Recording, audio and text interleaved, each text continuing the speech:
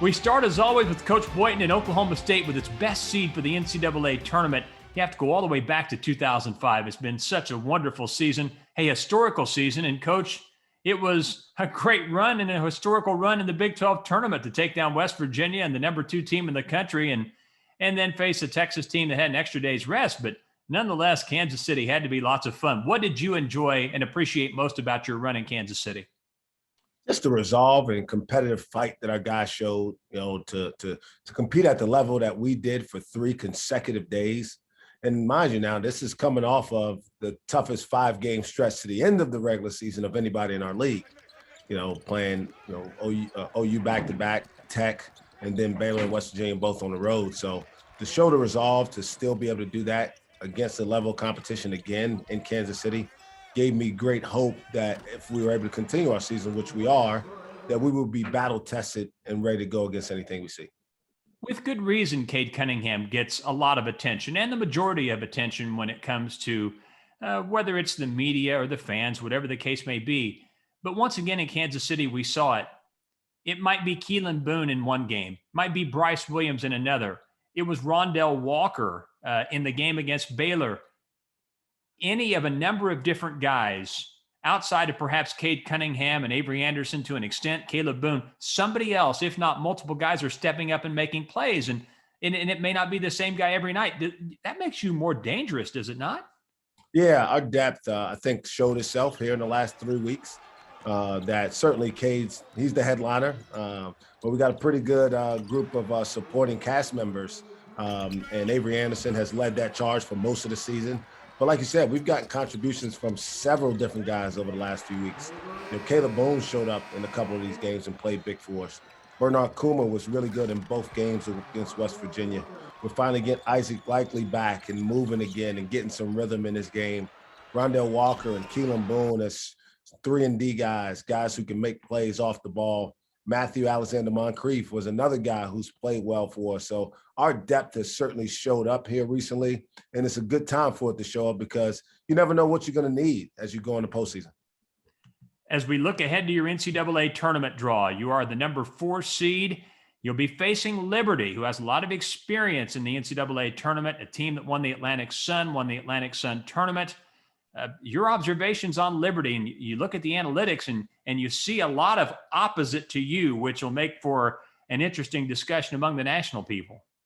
Yeah, they're a really good team. Very well coached, extremely disciplined in terms of how they play, both offensively and defensively. When you think about Liberty's offense, you probably somebody comparative to in our league. You think K-State, ball control, late shot clocks, multiple possessions, don't mind, taking a shot under 10 seconds every possession, and defensively really packing in and try to make you shoot over top of them. But they're experienced. They've got 2 players on their roster who not only have played in this tournament, but have won in this tournament when they beat Mississippi State a couple years ago.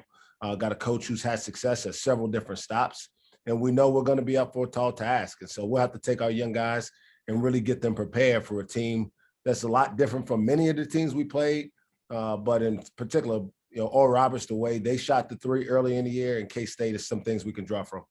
It is a team that seems to rely, as we've talked about, heavily on the 3-point shot. Almost half of their shots are threes. If I did my math right, I think they're 14-1 when they make double-digit 3-pointers.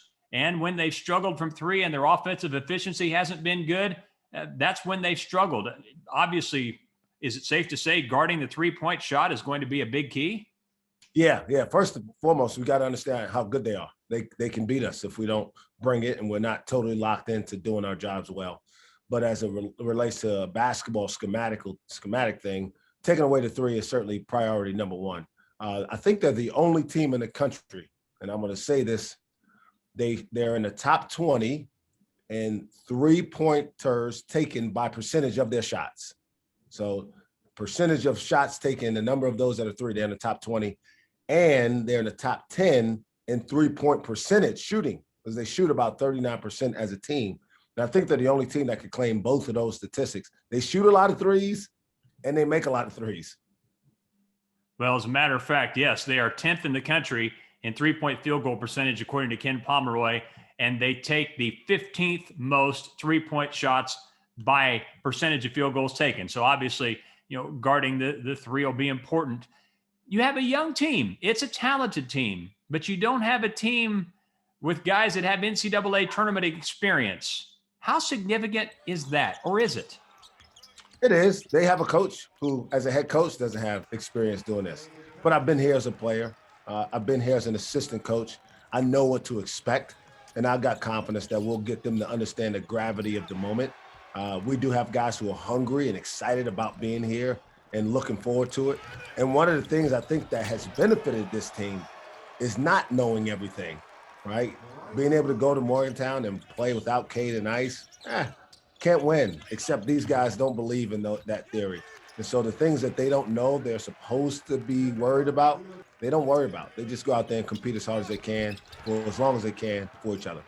With that thought in mind, it's such an unusual set of circumstances for this NCAA tournament. As I understand it, you were told to head to Indianapolis on Sunday, not playing until Friday. You have a day of quarantine and testing and, really can't go anywhere or do anything outside of your basketball activities. Do you feel like, again, because of your youth and the fact that they don't know any better, it could bother this team far less than other teams in the field who have experienced this before? Yeah, that can play a benefit to us. This will be a brand new experience. We talked about Liberty having guys who've done this before. They haven't done it this way. Yeah. And all things are equal when it comes to that. So I don't know what their expectations are, but our guys are excited to be in this event. We're taking all the precautions necessary so that we can be a part of this as long as we're winning. And our guys just want to go out there and have a chance to compete. So we're going to follow the guidelines, do our testing and quarantining when we need to. And then when it's the opportunity to go prepare, we're going to prepare like we've done all year to give our best to represent all of Oklahoma State, our fans, our great alumni, and all of our great supporters, family, and friends. And so we look forward to it. As a final thought, there's been a lot of talk about your seeding. There was a belief going into Selection Sunday you could be as high as a number 2 seed. You end up as a number 4 seed. Do the players pay any attention to that? Does it motivate them, or do they look at it as, hey, go win 6 and win the national title? What's their approach, and what's your approach to that?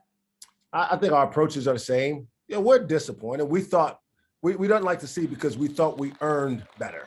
Sure. And we thought we did enough to maybe be one line up on the seeding. But the truth is, it is what it is at this point. We can't change it. They're not going to give us a chance to argue it, right? And so we have the draw we have. We play a really good team. We have a lot of respect for it. We're going to prepare as well as we can. And at the end of the day, how we play will really tell us whether we did deserve a higher seed. If we can make a run here and put ourselves in position to be a few rounds down the line, we'll have a chance to kind of maybe quell some of those comments. The Cowgirls are also headed to the NCAA tournament, and Casey Kendrick and Coach Littell talk Cowgirl basketball and their NCAA prospects when we return.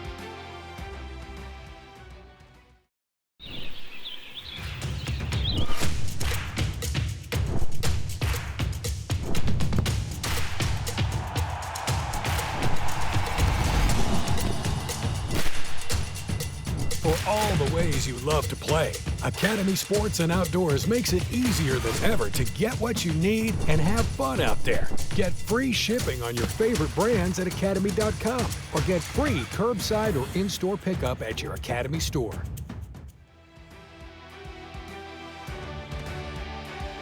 Thanks, Dave, and welcome back once again to the show. Due to traveling logistics, we were unable to get Coach Littell on the show, and of course, the Oklahoma State Cowgirls are headed to the NCAA tournament yet again under Coach Jim Littell's tutelage. And this week, we thought it would be a good time to take a look at the second-team All-Big 12 player, Ja'mee Asberry. She's been on quite a journey, as Jessica tells us more. The Oklahoma State Cowgirls are back in the big dance for the first time since the 2017-2018 season.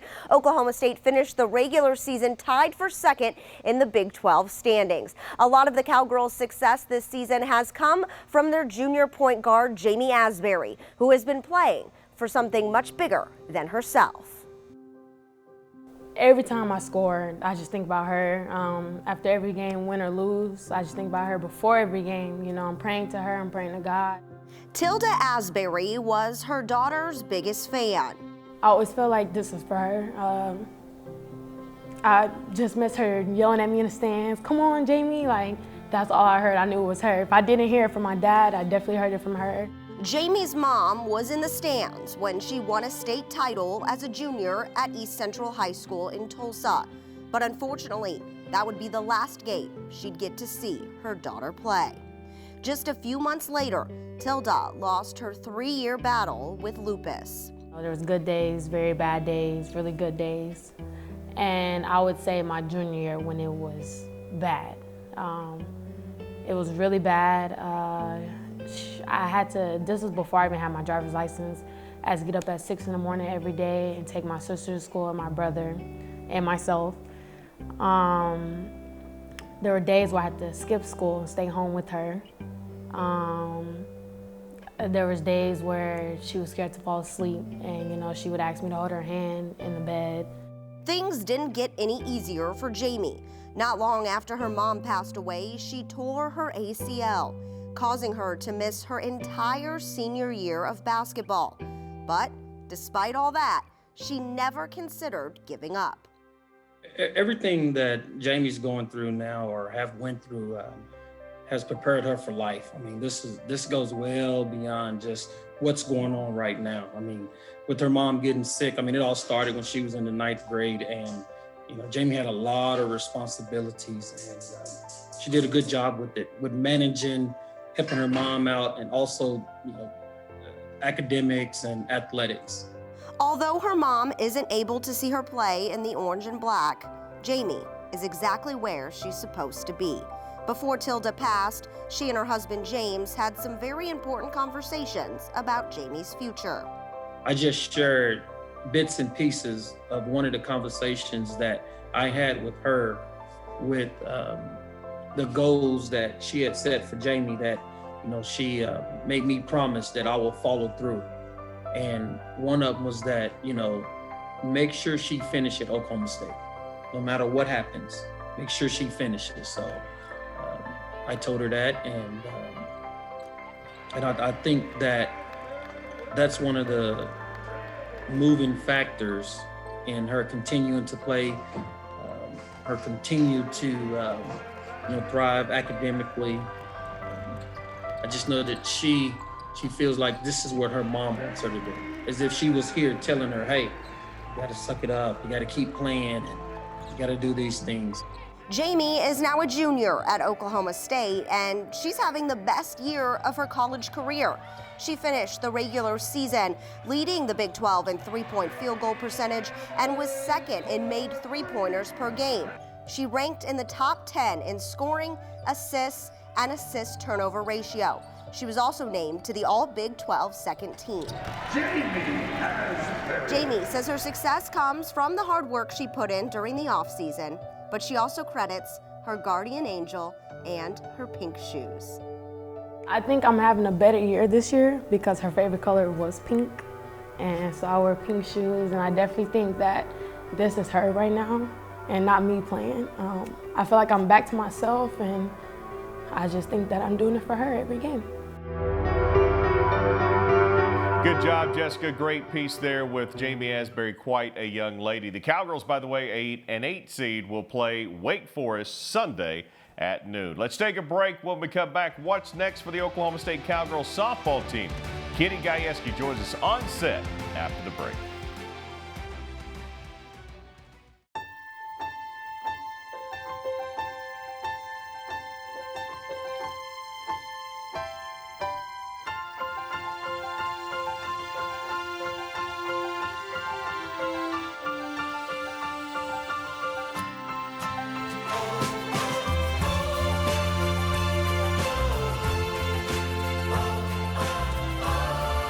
Living with joint pain. Take the first step at mercy.net/cowboysortho. Welcome back to the show, and we're joined now by Kitty Gajewski, the head coach of the Oklahoma State Cowgirls softball team. And Coach, here we are again, another full week. Crazy schedule with having to move some games around and where they were played, but you were able to get quite a few games in this last week. Yeah, we were able to get 3 of our 4 games in, and a little bit disappointing that we didn't get the 4th game in. Just a lot of different circumstances that come our way that we've got to handle. But, we played okay, 2-1, beat a Liberty team that's really a pretty good team, and I think they're a regional team for sure. And to beat them twice was really good. And then get beat at Houston, in OKC, get to play in that great ballpark, and obviously didn't play well. Not very happy with the way that we performed. But, I think losing is good at times. I don't want to be accustomed to that, but it really does bring to the forefront things that you've got to improve on. And it's my job as a coach to make sure that we know that and handle our business in the best way. So that's what we're going to do. Let's go back to the Liberty series. Maxwell in game 1, Simonek in game 2. You got some good outings in the circle. Well, Kelly's just continues to do what she's done. She gave up a run or two, which is weird. And I'm kind of, in a weird way, glad that happens. I think that was starting to put some pressure on her as well. But I thought she pitched well. She responded once she gave those runs up, and we hit. We did some things that we needed to put some pressure on them to make plays, and it happened. And then Logan just had another great outing. It's 3 in a row with no walks, doing the things that I'm accustomed to her doing, and she's getting the ball more, and when she does, she seems to really get locked in. You've talked to me about kids coming to you going, okay, Coach, I finally get it. I need to step forward. And then there are times when, maybe coaches send the message that, hey, we need to do things better. We need to do things differently. You've talked about some kids putting too much pressure on themselves, and then there are times when there needs to be applied pressure for kids. Talk a little bit about where this team is at right now, because this is a team I know you have tremendous expectations for. Yeah, I not only have tremendous expectations, I have tremendous respect for, and that's earned. It's just like for coaches, we have to earn trust. It's one of the most important things. I have to be able to get on them as well as praise them, and I feel like I'm a coach that really gives out a lot of praise. But when things aren't right and I don't like what I'm seeing, I've got to be able to make sure that I've done enough good work, earning their trust and their praise, or giving them praise when it's time to give some things that they may not want to hear. I got to be able to get that done too. And so, I was a little irritated after our last game with the way that we competed. Not the fact that we got beat, but the way we competed in that game. And so, I wanted to send them a little bit of a message there, and I think that they got that. I know they're probably a little upset. Nobody likes to hear when things aren't good. It's not in our human nature to like that. And I don't want to be like that. But every once in a while, I think it's fair that I can say some things to them. And really, when you want to get at kids and you want to get their attention, social media is the best way because they spend a lot of time there. Well, and I'm curious, too, because, again, when you look at that loss, no one wants to lose, as you said. But there are losses that can springboard you, and there are certain times when those can happen. Now's a good time for that. Obviously, you don't want it to be the final game of the Big 12 tournament or the final game of the NCAA tournament. But when it's a game like that one was positioned, as you guys get closer to conference play, as long as you learn something from it, it's not always the worst thing in the world. Yeah, Casey, I'm a young coach too. Like I'm not young in years, but I'm a young head coach. I'm only in my 6th year, and so there's a lot of learning for me as well. And this is the best start that we've been off to here at 20-2 now. And it's a little bit more difficult to coach a team who's 19-1 or 20-1 to get their attention, because all they do is keep winning games. And so when kids are winning games, they look at you like, I thought the purpose was to win games. And it is. But the purpose is also to perform at a level that's high quality. And when I don't feel like we're getting that, and I see it brewing, it's my job to also bring it up. And so, I'll be better as I go along. I won't let, maybe it's me. Maybe I've let some things slide that I'm like, well, we're doing what we need to, to do. But when you see things as a coach, it's a good lesson for me as well to handle them right then, which I normally do, but in this situation with our bats, I've kind of just let it kind of ride until it kind of hit the fan, and it hit the fan in a way I didn't like it, and so I wanted to make sure that they were aware and they were clear of the expectations expectations that we have. Well, and hopefully that culminates in some wins this week. A big opportunity for fans to be able to see you, certainly television and in person. But the Mizuno Classic, this is going to be a fun one this weekend. Well, it is. And first off, kudos to our bats sponsor, Mizuno, for what they do. And they're so involved with us, save our school a ton of money, have great products. And then we get to showcase that and play some great teams and some great softball. The weather's going to be beautiful. We're going to have some great games here. We've got Wichita State coming in here, and UMKC and UTSA.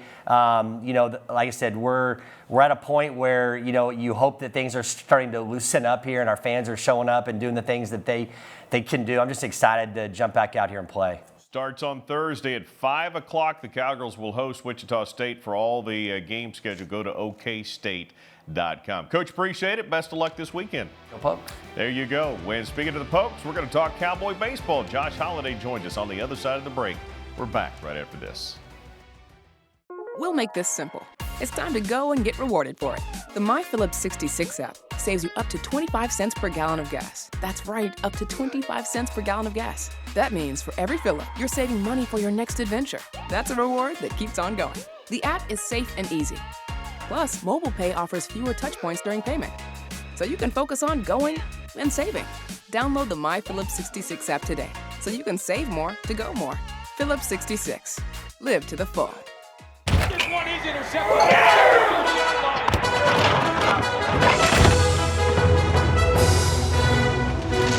Decorative towel. There was a mess. I wiped up a mess. Yeah, Where is the butt? Never mind, I found it.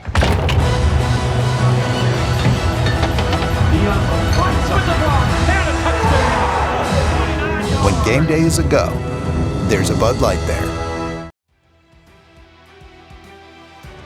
Well, the great thing about this show is you never know where you're going to catch a coach. And we catch Coach Josh Holliday on the road getting ready for the Big 12 opener. And, Coach, quite a backdrop there behind you.